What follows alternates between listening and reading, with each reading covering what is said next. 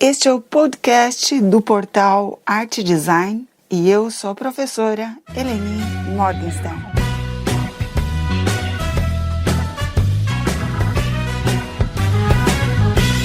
O portal Arte Design conta hoje com a participação da estudante de Design de Animação, Verônica Scholz.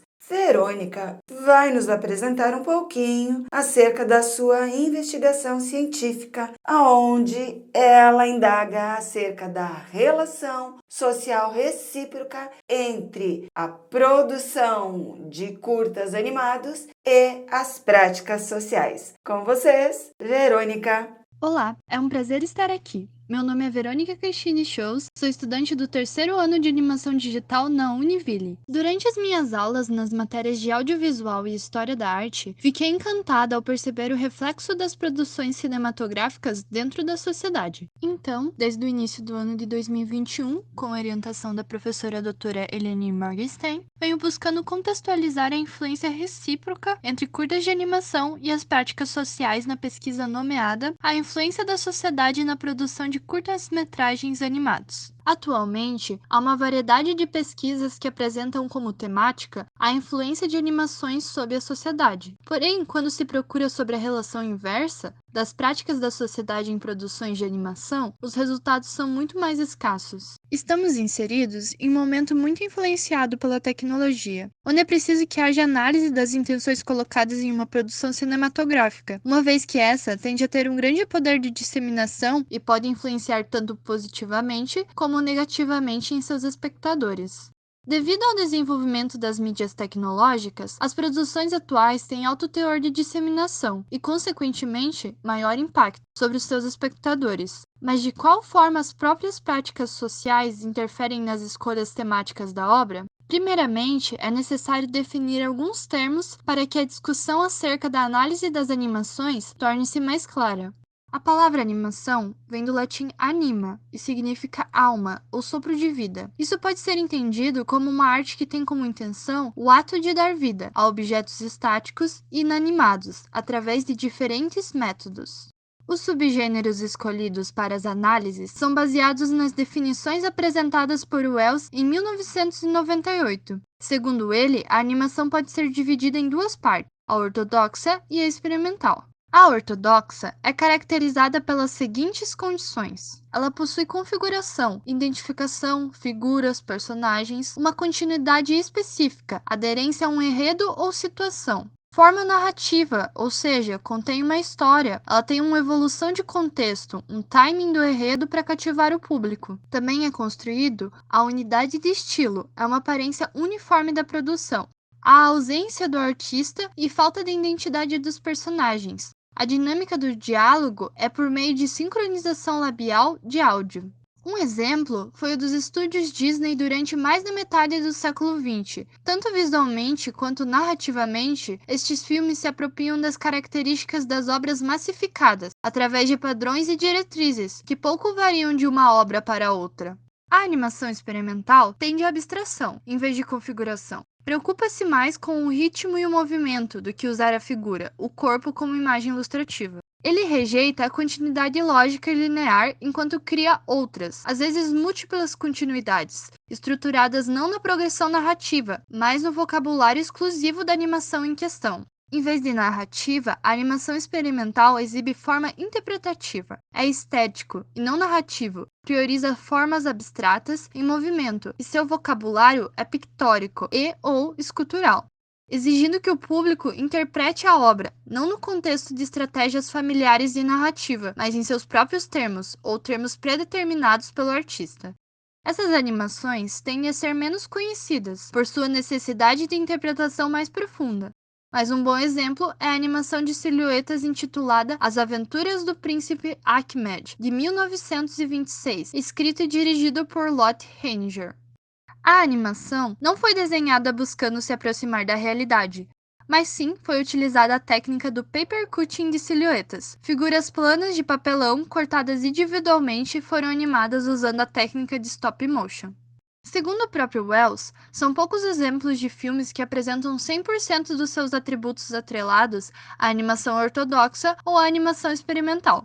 Cada filme possui gradações em relação a estas condições, fazendo que grande parte das obras realizadas sejam heterogêneas em seus predicados. Este tipo de produto, que dialoga de forma distinta com as propriedades desses dois conceitos, é chamada de Developmental Animation. E o que são práticas sociais? Todo ser humano que vive integrado no contexto de um grupo social faz parte de uma sociedade marcada por uma cultura. E toda cultura tem suas próprias regras, ou seja, condutas habituais que têm um significado concreto dentro dessa cultura, mas que não têm valor em outro grupo cultural. Desta forma, podemos falar de práticas sociais para referir a este tipo de comportamento social aceito por um grupo de indivíduos. Estas tradições trazem sentido de grupo a uma comunidade unificada. Com esses termos já esclarecidos, passamos para a análise que será abordada neste podcast, a fim de contextualizar a relação recíproca entre práticas sociais e produções de animações contemporâneas. Devido à gama de produções disponíveis atualmente, foram utilizados alguns recortes para restringir as que seriam analisadas.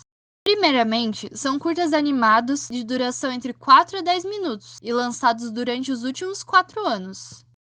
O método que apoia a pesquisa baseia-se na visão sistêmica e segue algumas etapas como o levantamento de artigos, teses e livros que possuam exposições sobre o cenário de contexto sociocultural histórico acerca do objeto de estudo, produzindo assim um relatório técnico a partir de um quadro comparativo com as questões tanto de caráter objetivo, título, ano, local, diretor, gênero, estilo, enredo, como subjetivo, mensagens explícitas e implícitas, sempre visando os cenários de contexto sociocultural, histórico e mercadológico acerca do objeto de estudo. A partir da metodologia definida, passo a exemplificá-la na análise do curta-metragem Hair Love. Você pode visualizar a animação ao acessar o link na descrição do vídeo. Hair Love, lançado em 2019, é um curta dramático que foi premiado no Oscar de 2020. Foi produzido e dirigido por Mattel A. Cherry, de estilo 2D e de origem estadunidense. A animação leve e colorida conquistou o mundo com uma mensagem positiva de afeto e autoestima. Estrelado por uma família negra, ela retrata de forma bem-humorada os dilemas de um pai afro-americano que é provocado a enfrentar as dificuldades da paternidade penteando os cachos da sua filha Zuri. A produtora Karen Rupert Tolliver afirmou em seu discurso ao receber o Oscar: "Foi um trabalho feito com muito amor, porque acreditamos que a representatividade importa, principalmente nos desenhos animados, que geralmente são o nosso primeiro contato com o mundo dos filmes." A equipe por trás do curta-metragem, toda composta por afro-americanos em um espaço que tradicional e historicamente os tem como minoria, acredita que o curta ajudou a compartilhar a experiência negra e gerar um diálogo sobre o que seriam as normas sociais enquanto aos estilos de cabelo. Aplicando a ferramenta metodológica de cruzamento de dados, analisando as mensagens, chegamos ao entendimento que o curta possui mensagens explícitas, entre elas incentivar o amor próprio a partir da normalização do cabelo afro, que ainda enfrenta muitos estigmas sociais, o desafio que transforma a paternidade, o despertar da autoconfiança de uma criança e um reencontro de uma mãe com amor ao seu próprio corpo. E entre as mensagens implícitas, a principal intenção que o diretor confessou ao New York Times foi combater as imagens negativas perpetuadas sobre homens negros que recebem as piores reputações como pais em termos de estereótipos. O curta também contribui com o preenchimento de uma lacuna no que se refere a material de referência racial positiva para o público infantil. Ainda não há conclusões finais a serem expressas, pois a pesquisa está em desenvolvimento.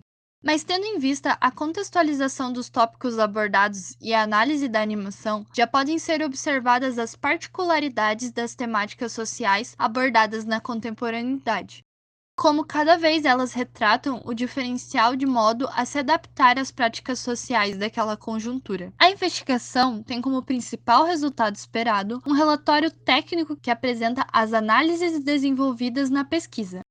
Você pode conhecer mais sobre essa e outras pesquisas no Instagram @portalartdesign. Até a próxima!